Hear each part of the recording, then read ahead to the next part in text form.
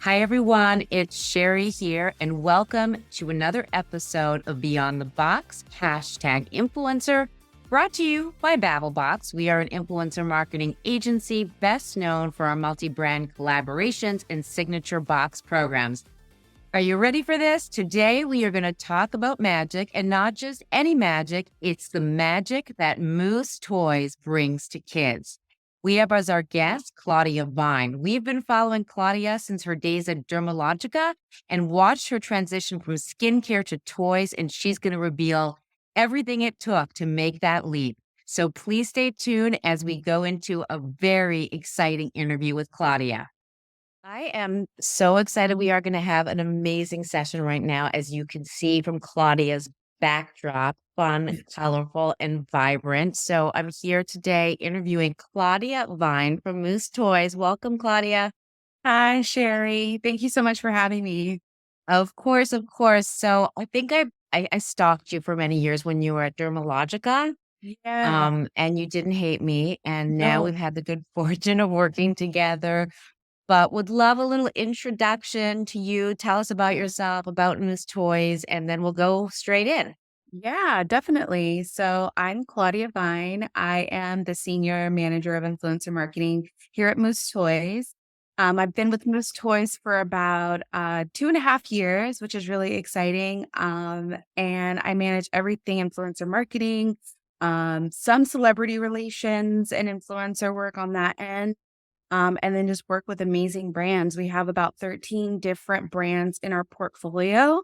So I assist with helping all of the brand managers with creating strategy for their campaigns, helping them identify the right influencers, negotiate contracts and agreements, onboard new talent. It runs the gamut. So I'm a very, very busy girl. Busy is the right word. And I came across Moose Toys years ago. My son is now 11, but he had this kind of collection session. And so you had these toys that he would collect, and I had to buy them all, and then he wouldn't let me throw them out. So that's how I came across your brand. Nice. So tell me, because it's a big shift, I would think. I'm not a beauty buff, but jumping from skincare to toys is probably a really big shift. What was that like for you? And tell us more. Yeah, that was a big shift. So this was definitely a bittersweet move for me. I loved working in the beauty industry and all the amazing influencers I partnered with during my time there. I learned so much and I feel like I grew so much professionally during my time there. But when I left Dermalogica, it was in the middle of the pandemic. Oh, I honestly wasn't really looking for any new opportunities because the business was so good. The influencer partnerships were booming because everyone was home doing skincare, self-care, all that right. stuff. So it was like a really hot time for beauty and skincare. And yeah, we were just all basically home taking care of ourselves, which is Right. amazing. We So had to anyways, change all of our themes from like party me pretty to at home pampering. yeah, Yeah. yeah, Yeah. yeah, it was amazing. But anyway, a recruiter reached out to me from Moose with the opportunity. And at first I told him I wasn't really looking because I wasn't looking at the time. But then I kind of took a step back and I was like, I'm happy within my role, but I foster opportunities for development within my Stretching. profession. Yeah. And I was like thinking to myself, I'm a mom of two, my kids love toys. I mean, it's got to be a fun industry to work in. And so I called him back and I said, tell me a little bit more about this role. Tell me about the team. One big important thing was like, tell me about the culture, because I always ask that during interviews. I think it's so important to understand what the culture is within an organization before you make the shift, because you want to make sure that you're happy and they value your values, and everything is aligned. So that was really important for me. And the interviews just went over so well. Everyone was just so lovely. So I just made the leap and went. And so after working in so many industries, I felt like that was the right move because it was an opportunity for me to learn more, expand my expertise, and then just get into toys. Like, who hates toys? Nobody. I mean, it's like that. I say, like, I'm very fortunate we get to work on so many toy brands. So it's, Yeah. s- so I'm obsessed with the word stretch. And I want to talk because I think a lot of people who tune into this might be, kind of starting out in their career or looking to make a move. It's amazing to me that you go and kind of research like you're going from like community manager or account manager, and how does someone go to becoming, and everyone wants to be an influencer in the space of marketing, not be an influencer. How do you go to make that move? Like, how did you get there? Yeah, so the transition kind of evolved on its own as the industry began to shift. So I've been working in, we'll say, community influencer for, oh my gosh, over 10 years. So when I first started, it was mostly the blogger scene, the nano influencer. Yeah. And so when I started working in community and social media management, I was working for a fast fashion brand at the time. I was there for almost 6 years, managing Mm. relationships with brand fans, with bloggers, who were also micro and nano influencers in their own right. So they were sharing product reviews and earned reviews on social. We'd send them free product. We get them to talk really great, give us great reviews on social. And it was a really great way for us to earn brand credibility on social. So in its own right, it was an influencer marketing like position, but it was called community management because we were really managing not only the community of advocates, but we were also managing the dialogue that was happening on social amongst our consumers. But And social must have been so new, right? it Because was when, very new. Like yeah, Instagram was still very new at the time. Most of our like influence came from blogs, from yeah. um, kind of like PR pieces that our bloggers would Hmm. like participate in. So as social kind of evolved, it became more of like getting our advocates to post on Instagram and for them to moderate certain conversations that were happening about our brands on like Instagram and on like Reddit threads and Twitter and stuff like that, and really get them to become part of the brand by being an extension of it.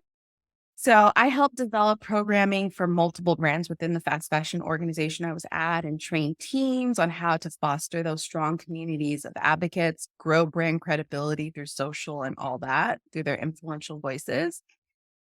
Then sadly, 6 years in, I experienced a heartbreaking layoff from the organization. Things were Oh, shifting. They were still trying to figure out how the programming fit within like their company's DNA. They were like, do we want to go traditional influencer marketing? Do we want to do more loyalty programming? A lot of people within my department, including some of my team members, were laid off. And so I kind of found myself in an impasse and thought to myself, okay, I know everything there is to know about community management. I've worked with nano and micro influencers within the industry, and I feel like I'm pretty seasoned in that area. How do I expand? How do I grow within my expertise and my career trajectory? And so I just kind of made the leap and decided to consult with old colleagues or colleagues that are wow. yeah, that were working in the industry and just ask them questions like, "Tell me about influencer marketing." Like, there's like, we used to work together. You know, all the things that I, used to do. How does it relate to actual traditional influencer marketing? What are things that I still need to learn? I attended webinars, speaking engagements. I mean, I was laid off at the Like, time, so I had some time to like really do some self development. but also, there's no school for this, really. Like, even I Yeah. mean, like, you kind of have to do it on your own. Yeah, and I was, like, going online, like, looking at, different people who were talking about it online, just finding any resources there were to really understand how it was different from my role, and one of the things that I did learn was it wasn't much different.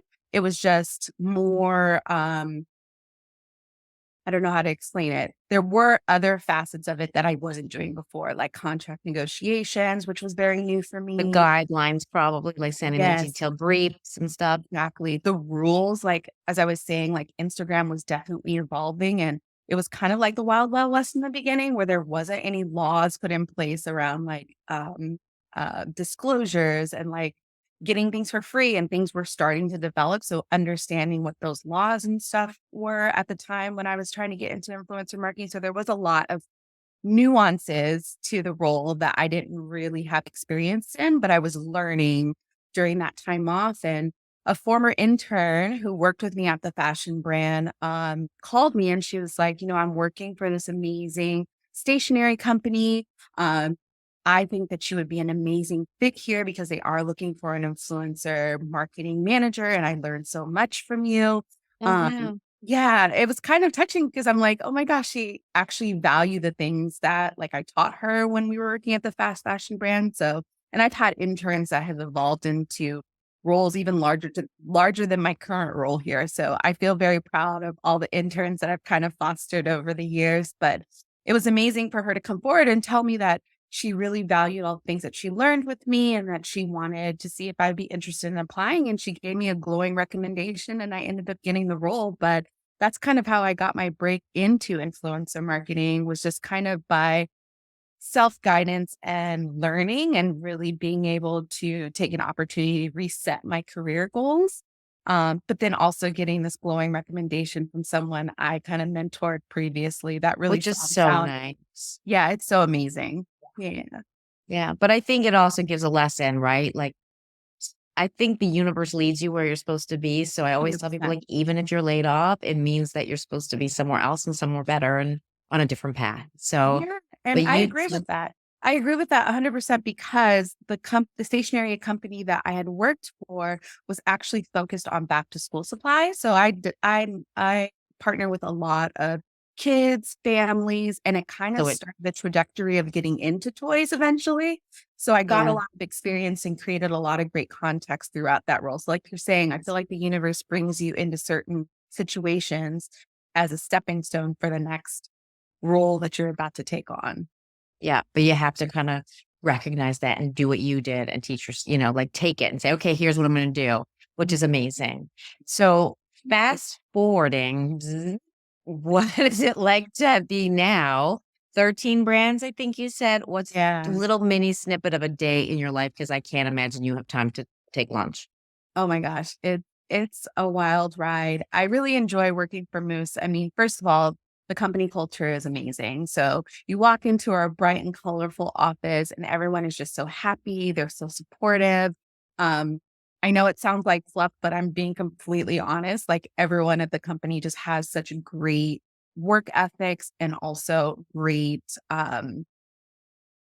just great personalities. Like there's no cliquish situation. There's no craziness happening. It's just everybody's in there for one goal. And it's our company mantra to make kids super happy. And so everything we do goes back into that mindset through our innovation, through our marketing plans, through our partnerships. Um, it's just they really live and breathe that mantra. And so a day to day for me is walking into my amazing team.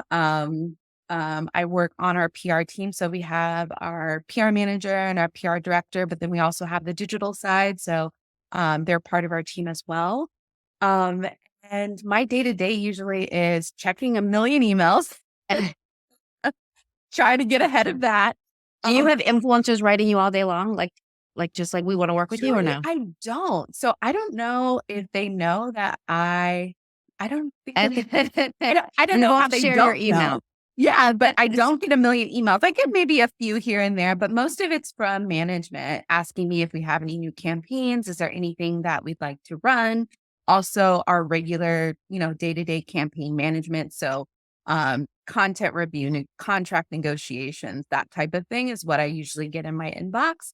And then also the internal stuff. So, planning for future campaigns, new innovation, um, uh, marketing sessions, line Meetings. reviews, which is really exciting, which we're going through right now for fall 24. We're reviewing all of our new products that are launching next year and getting excited about that. Like trying to survive this fall, right? Everything out of the way. We're talking about next fall, but it's exciting to see all the innovation that's coming down the pipeline. So my day is pretty wacky and it always changes, but it's always a good time.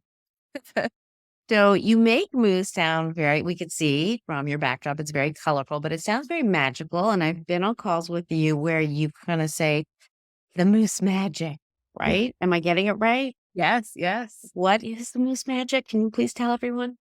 It's all in the innovation. Every time I say Moose Magic, it always goes back to the innovation. Our team, I'm just blown away every year by some of the products that we come out with and how we put quote unquote that Moose Magic into toy experiences. So we have like magical reveals of certain things. We have different features on toys that you wouldn't find in any other toy company. Um, it's just amazing how innovative our designers' minds are because they're creating these amazing toys that are making kids super happy, and I feel like they always put a dash of that moose magic in there just It's to mind blowing because really make sometimes I'm it like, is how did that happen? Where did that come from? I don't understand how it came out of that end, but yeah. yes. It is so amazing. I mean, my kids are always surprised when I bring home something new and they're just like, "How did you do that?" And I know how it works, but the You kids don't can't know tell. how it works, so we wanna keep that element of moose magic all the time into our toys. That's awesome. So speaking of kids, there's been a lot of this year, like chatter, news articles, issues, compensation, kids. I don't even know. I'm not an attorney, but I think Chicago just passed a law that influencers have to pay and compensate their kids. What are your thoughts on that? Like, just because I'm not so in it. I know it's happening, and I know we do have brands that say there can't be kids in video or there can be. What do you think? Yeah, I think it's great, to be honest with you. I don't know if it's a controversial topic, but for me, I think I it's don't either. great. Yeah, I think it's great. Anything that protects children, because I know that a lot of families are including their children in their content or even making them a focal part of their content. It's really important to make sure they're protected for their financial futures. I mean, they earned that money by doing these partnerships and stuff. And I think if the other states take note in what they're doing in Illinois, You think it's and going to fi go? yeah, I feel like it'll just be better for the industry because there's all these things that come out about these families that aren't protecting their children, and it's like you never knew that. You always see the facade that's on social media, which is sad. And I'm not saying that all of the families are like that because there's a lot of families that show the real part of parenting and the real part of, their kids' lifestyle, which I love, to see because it makes me feel like I'm more Normal? human and I'm not just a hot mess all the time. That's why I watch Real Housewives. I'm like, okay, I'm kind Oh, of normal. same. You know? Yeah. Exactly. Exactly. But for the ones that kind of have that facade where everything seems perfect, we don't know what's really happening behind closed doors or if their kids are really protected. So I think being at a toy company, knowing that there's these measures being put in place to protect children so that we can safely work with them, I think is so important. And I hope that more states take notice. I agree. And again, I don't know if it's controversial, but it is something that we should be talking about. So 100%. thank you. 100%. Yeah. And so moving on, like it's holiday coming up, right? I don't know where we're at. We're September. Are there any new innovations that you want to tell us about? I mean, you obviously have a lot in the pipeline, so feel free to share. Yeah, so we have some amazing innovations. I mean, like I said before, our design team is just remarkable. I've never seen anything in the toy industry like the things that they're creating, and this year is no exception. The first thing that's really exciting, that's kind of a high priority for for the company, is Beast Lab. So over the last 2 years, you've seen Magic Mixies and the evolution of that product, and how you put the moose magic in there with the reveals and the smoke, and really mystifying like kids, but also young adults who are buying it and bringing out the inner child. This is no exception. Beast Lab is for boys. Oh, it could also be for girls too, but it's on the boys spectrum. So it is kind of like a science focused reveal product as well. And you reveal this action figure that is interactive and just amazing. So we're really excited about that one. And it's taken off. We partnered with the top gamers. We've partnered with the top boy adventure channels to kind of talk about the product. We're partnering with you guys on an amazing box, which is exciting to get it into the hands of father son duos and parents that really just love playing with innovative toys with their kids. So we're really excited about Beast Lab, and Magic Mixies is also coming out with a new innovation. This is actually my favorite innovation from the Magic Mixies line. It's our new magic lamp. So similar to Crystal Ball and to Cauldron, you do all these steps to create an experience within a magic lamp that also mists, and then a mixie comes out, which is really exciting. Amazing. I know it's so fun. And then within the Magic Mixies portfolio, we also launched a doll category. So we're really excited about that as well. The hair is super soft and you can play with it. It also comes with cute fashion. So that's another thing that's a or company priority this year, which is really exciting to see. Also, something that just sold out on Amazon, which is really exciting, is Cookies Makery. So that's Oh, wow. just sold out on Amazon. We were like, This one's my favorite because I like isn't it? baking and cooking. Yeah. It's so fun, and we're partnering with you guys on that one too. So it's baking innovation. You basically make this dough ball, put it in the oven, turn the dial, and then a plush friend comes out. So you're baking your Like how? You won't tell me? no, it's the Miss Magic.